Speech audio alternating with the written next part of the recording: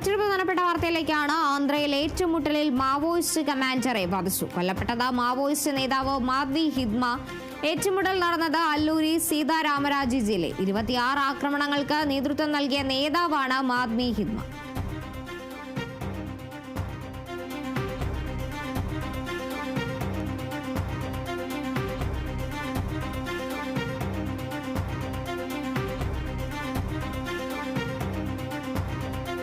ആന്ധ്രയിലാണ് ഇത്തരത്തിൽ ഏറ്റുമുട്ടലിൽ മാവോയിസ്റ്റ് കമാൻഡറെ വധിച്ചിരിക്കുന്നത്.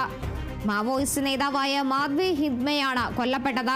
അല്ലൂരി സീതാരാമരാജി ജില്ലയിലാണ് ഇത്തരത്തിലൊരു ഏറ്റുമുട്ടൽ ഉണ്ടായത്. 26 ആക്രമണങ്ങൾക്ക് നേതൃത്വം നൽകിയ നേതാവാണ് മാധ്വി ഹിദ്മ.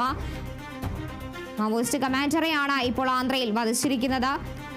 ഏറ്റുമുട്ടൽ അല്ലൂരി സീതാരാമരാജി ജില്ലയിൽ നടന്ന ഏറ്റുമുട്ടലിലാണ് ഇത്തരത്തിൽ മാവോയിസ്റ്റ് കമാൻഡറെ വധിച്ചു എന്നൊരു വാർത്ത പുറത്തു വന്നിരിക്കുന്നത്. 26 ആക്രമണങ്ങൾക്ക് നേതൃത്വം നൽകിയ നേതാവാണ് കൊല്ലപ്പെട്ടിരിക്കുന്നത്. സീതാരാമരാജി ജില്ലയിലാണ് ഇത്തരത്തിലൊരു ഏറ്റുമുട്ടൽ ഉണ്ടാകുന്നതും മാവോയിസ്റ്റ് കമാൻഡർ കൊല്ലപ്പെടുന്നതും.